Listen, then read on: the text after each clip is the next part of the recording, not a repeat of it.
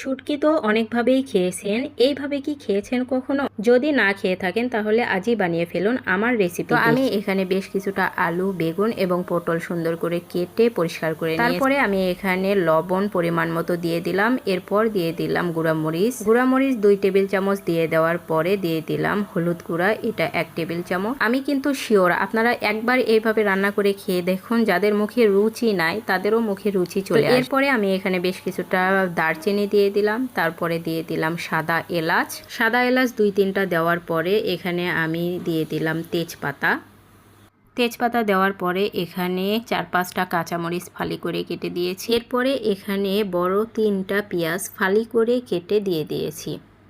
পেঁয়াজ এবং কাঁচামরিচ দেওয়ার পরে এবার আমি এখানে বেশ কিছুটা আদা রসুন বাটা দিব। আমি এখানে আদা রসুন এবং জিরা পাটায় বেটে নিয়েছি। আসলে যে কোনো ঘরোয়া রান্নাতেই পাটায় বাটা মশলা ইউজ করলে ওই খাবারের স্বাদ কিন্তু দ্বিগুণ হয়ে যায়।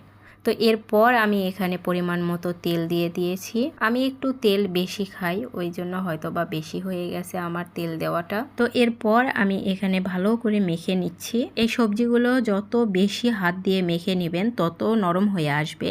এটাকে আমরা গ্রাম বাংলায় চচ্চড়ি অথবা পুরপুরি বলি। তো এইটা এখন যত মাখাবো ততই তেল বের হবে এবং খেতেও অনেক মজা লাগে। হাতে মাখা চচ্চড়ির টেস্ট কিন্তু অন্যরকম হয়, অসাধারণ। তো এরপর আমি এখানে ধুয়ে রাখা শুটকিগুলো দিয়ে দিচ্ছি। যেহেতু আমার হাজবেন্ড খায় না তাই আমি একা খাবো বলে অল্পই একটু শুটকি দিলাম। এই শুটকিগুলো প্রথমে ভেজে নিয়েছি, তারপরে গরম পানি দিয়ে ভালো করে পরিষ্কার করে নিয়েছি।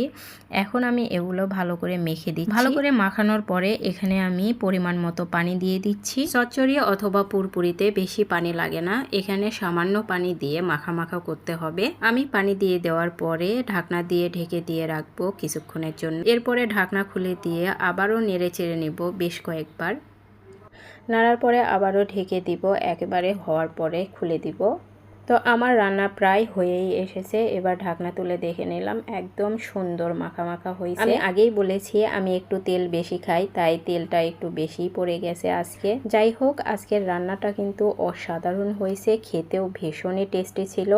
আপনারাও এইভাবে বাসায় ট্রাই করে দেখবেন, ভীষণই মজা লাগে, মুখে রুচি আসবে।